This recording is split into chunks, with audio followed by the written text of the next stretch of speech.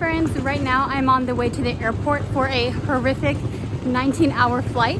The good news is I'm going to Haneda, which is really easy to transfer out of, or to get to. The bad news is I'm kind of late, so I really have to hurry to make this transfer. So I'll probably just do a voiceover explaining the rest.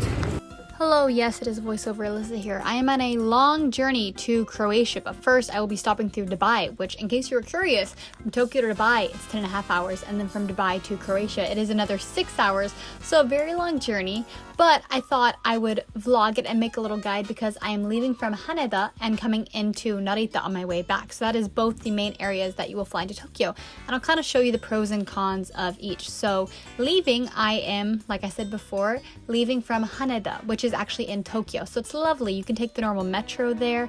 This train I'm on here is the Asakusa line, and it's great. Even though it's very crowded, it gets kind of crowded, but that's every single line in Tokyo, so that's something to get used to. But it drops you off right here in the basement and the terminal, each terminal in Haneda Airport. So it drops you off here in the terminal, as you can see, and basically all you have to do is walk through the gates and you can take an elevator straight up to the terminal that you want to go to. So if you're arriving, you want to go on floor 2, and if you're departing, floor 3. Behold the splendor of the Haneda departure lobby. Observe the breathtaking beauty and the architecture of these gacha machines here. Actually, Haneda departure lobby is really pretty. I actually think it's a lot prettier than Narita, which looks more like a basic airport. But if you're flying internationally, especially from America, it's a lot less common for you to come to Haneda, unfortunately. So it's the airport I go to less, which is a shame because I actually think it's one of the prettier airports. And oh, look at my face, I just saw the line for my check-in. That's what that reaction is. Yeah, so I'm flying Emirates, and Emirates unfortunately is not one of the 5 airlines, as you can see here, that you can check into on the computer screen. They actually make you go stand in line, and oh my gosh, this Emirates line was insane. A common theme, really. Oh my god, I checked in. That took forever. Good thing I got to the airport 4 hours early, because now I still have time for food, and I am so hungry. Luckily, this terminal has a lot of really good restaurants, and I already know what I want to eat. That is correct, Pass Alyssa. On the second floor of the Haneda departure lobby, you have this really cool Edo-style restaurant and shopping area, which I always come to when I come to Haneda, which it has been twice now. This is actually my second time here. But I already know what I wanted. It is one of my favorite udon chains in Japan called Suru Tonton, which features these giant bowls. But of course, as you'll notice a common trend, there's a line. There's such a long line. Why is there always a line? Oh, look, through the power of editing, I skipped the line completely. That's so convenient. Wow, there's my seat and table, and look at this beautiful creamy udon. I got the creamy scallop udon. Definitely not traditional, but I'm not a very traditional person, especially I'm not very traditionally Japanese, if you haven't ever noticed from my videos. This is my favorite dish here because it's creamy. The udon like really soaks up the cream broth. Oh, just look at that. Beautiful, beautiful. And like I said, the bowls are comically large, but it's actually not that huge of portion sizes. Time to go through security, and there is, you guessed it, a line. No points for guessing correctly though, is obvious. But Japanese airport security is really easy. They don't make you take off your shoes or anything like that, and I was through the gate really quick. And Haneda has a lot of really nice resting spots, pretty much everywhere, but all the seats tend to be taken for me a lot. So my pro tip is, by the gate, they always have massage chairs. So this is me in a massage chair here, just waiting for my flight, chilling. That's the best. The vibration. So time to board, and we have our final line, of course, as you board the plane. So this was my first time flying Emirates because, you know, I don't usually go to the Middle East all that often. But man, the mood lighting on this plane was so nice. The blue, when they had like little starry constellations on the sky, which was really cool. Being said, the food was just okay. It was basically economy airplane food, which I always classify as like one level below heatable TV frozen dinners. But it was fine. I got to watch some tennis. The US Open was going on. Oh, hey, look, past sleepy Alyssa, getting ready to go to bed and hopefully sleep. Oh, we're in Saudi Arabia already. That was so quick. What a transition. Okay, I guess the rest of the plane ride, it was good. I slept through most of it. We're in the airport now in Dubai. My first time to Dubai. Ooh, look at all this oil money, making this airport so nice. Second flight actually wasn't on Emirates. It was on the budget airline out of Dubai, which is Fly Dubai. The name is already sending off alarm bells, but let me rant for a sec. 1, super creepy like safety video. Check out these mannequin looking people. 2, no free movies. On a 6-hour flight, you had to pay for every single thing, and the plane was really small. It wasn't even like your typical big international plane. It was a tiny little like 737. Would not recommend fly Dubai. Emirates was nice though, for sure. Anyways, the flight was okay, just 6 hours. I'm glad I slept on the last flight because this safety video here would have given me nightmares. We landed safely in Croatia and then drove over to the neighboring country of Montenegro, where my best friend from high school was getting married. Look at this place. I decided not to get married because if I got married, then I have to have a wedding. And there's no way any wedding I'll have will be nearly as nice as like this one. So there just doesn't really seem to be a point anymore, I gotta say. I didn't really film a vlog in Montenegro because I was just hanging out with friends and family, but I wanted to show you guys at least some of it because look at this footage. It's honestly stunning. I just wanted something, you know, I wanted to use the footage for something, really. Oh, look, it's my sister. Oh, hi, Kels. Look how cute she is. Skipping ahead 2 weeks for me, but more like, you know, 2 seconds for you guys. It was time to fly back to Japan, and this time I was flying from Croatia into Narita. So this is me sitting at the terminal in Croatia waiting for the bus back to the airport. This place is really beautiful too, but the airport, this Dubrovnik airport, not great. They hardly had any food or any restaurants or anything at all. They don't even let you check in until an hour and a half before your flight at this airport, and I didn't know that, and I got there 3 hours early because that's just the kind of person I am. So I had to sit just on the floor by myself for an hour and a half waiting to check in. And once I could, there's this huge line. This was another one where they didn't let you check in online. So I got to stand in this line for about 45 minutes or so waiting to check in. Having no restaurants and no accommodations or amenities will not stop them from having a massive duty-free mall shopping center. Woo! Get all your souvenirs here. Duty-free. Did lie, they do have one little coffee bar here once you pass the gate, so you get a coffee or a pastry.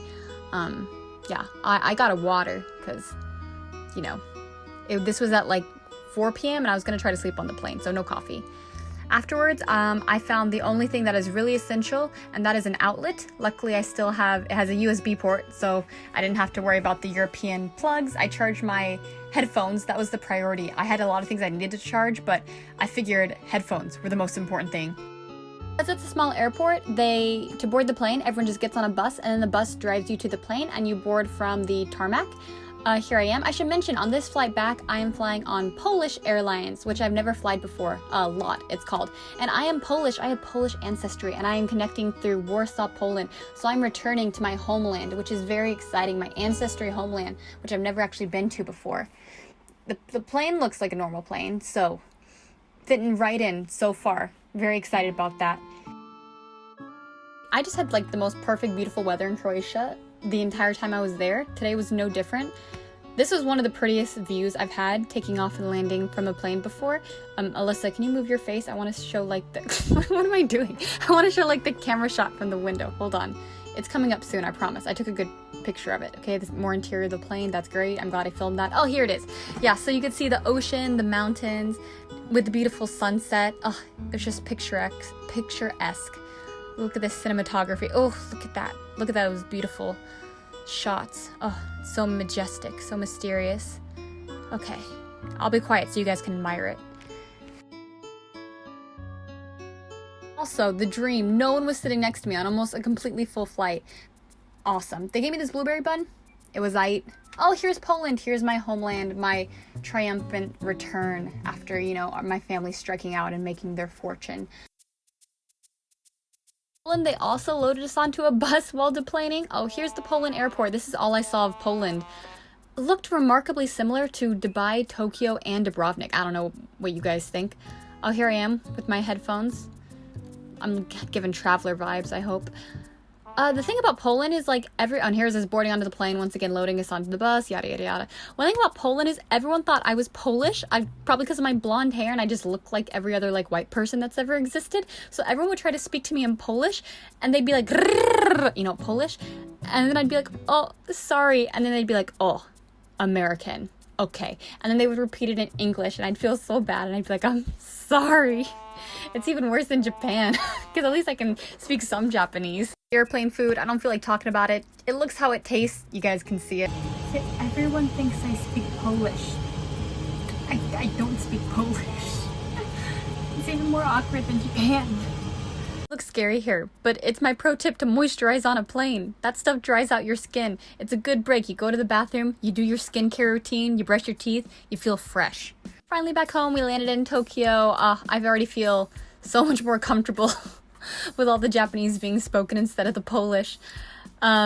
Here we are deplaning. Okay, here's where the Narita guide kind of comes in. Like I said, I deplane at Narita, which is very, very common for most international travelers. You really can't mess this part up here. They just guide you in a straight line. Pro tip, make sure you get on these little walkie way things. Japan, it's important to note too, when you're on any escalator or walkway, you should stand on the left side and you should walk on the right side. So this way, if someone wants to go faster, just stand. They don't get mixed up and people don't block the way. Just follow the flow of traffic. They literally make this so that you can't even wander off by yourself. It's very gaijin proof, so don't worry about it. Okaeri, the sign says welcome home in Japanese. Very cute. When it was a thing, this is where you had to go through the entire quarantine process, which let me tell you from personal experience was a freaking nightmare. They had 20 different stations and checks that you had to go through. You had to have so much paper and document work, but don't worry, now you need none. You don't need anything. Everyone can come. No vaccinations, no proof, no anything like that. And they don't even use this section really anymore. You just kind of walk straight through. They'll just wave you on.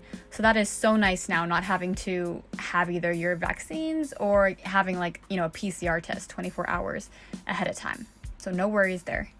Once you get through immigration, that's pretty much it. You are released into the airport and into Tokyo as a whole. Now, even though I think Haneda is pretty, Narita is bigger and it's massive and there's a lot to do here. And I usually even like to get food at this airport because there's a whole shopping mall and food section here too. But first, of course, I must get a massage. I must end the trip how I started it and get a massage. These massages are only 300 yen or $1.50 now. And they always have coin exchangers too. So you can put your bill in and get the coins out because these machines only run on coins. And they have the beautiful architecture of the gacha machines here too. This is the restaurant I like. It's a simple Chinese food restaurant. It's really good. So I've only been back for about an hour, just had dinner, and I already got my first Nihongo Jozu. So good to be back. Feels like home.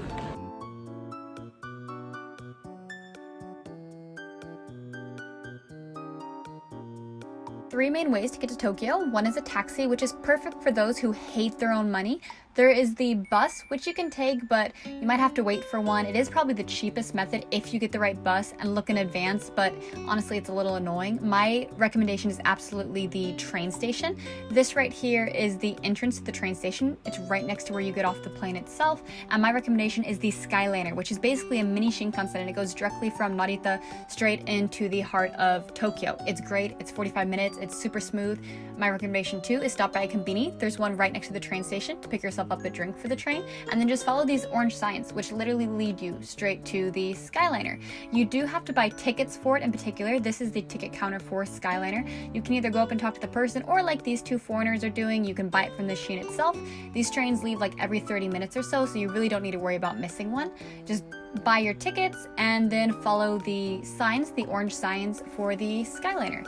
Being said, the Skyliner is a little more expensive than the normal trains. The tickets will cost you about $19 one way or so. If you take the normal train route, the local trains, it'd probably be closer to $9 or $10. But the local trains will take you 2 hours to get into the city about. So I definitely recommend just taking the Skyliner. It's like a mini bullet train. Why would you not want to do that instead for, not even that much more expensive of a price? Also, pro tip, if you're planning on getting a Suica card, to use all the trains, which I absolutely recommend, you can buy it right here at these little machines. They'll give you your card, you just put in $20 and get a little Metro card out. Here it is, the Skyliner. Isn't it beautiful? I almost wish this ride was longer because it's a really fun, relaxing ride. There's something just really fun about riding on, basically a bullet train.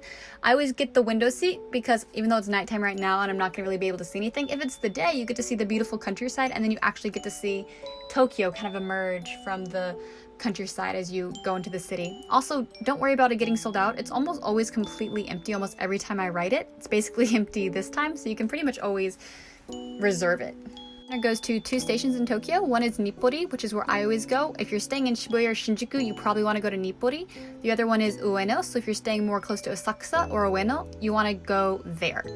It's up to you. You'll have to look up and see what the closest of the two stations are. Thing too is both stations take you straight to the JR lines, in particular the Yamanote line, which is the main line that goes around all the big stops in Tokyo. So it's very convenient for you to transfer and go to your specific hotel from the Skyliner. This right here is the exit where you want to go through. And I always go through the little guy at the counter. You just hand him your ticket. And that's what everyone here is waiting in line to do. And you give him your ticket, you can scan your little Suica card if you got one, and he'll let you through, and then you'll be right where all the JR lines are. So yeah, I always take the Yamanote line to get home from Nippori, and I'm sure you can get pretty much anywhere in Tokyo. Well, I know it doesn't seem like it, but I've now been traveling for close to 20 hours at this point in the video, so I did not film an outro in classic, like, Lissa fashion. So I'm just gonna say bye in voiceover. Sorry this was all voiceover, by the way. I realize it's pretty awkward to film yourself on a plane because of the people around you and the noise, so I kind of just decided halfway through this would be mostly voiceover. I hope you didn't mind too much, and I hope it was somewhat helpful. Thanks for tagging along, and if you made it to the end, I appreciate you a lot. And did you guys like Narita? Haneda, what was your experience? Was it all easy? Japan does a good job of making the airports pretty easy to navigate, I found in my experience. See you in the next one. Ja ne!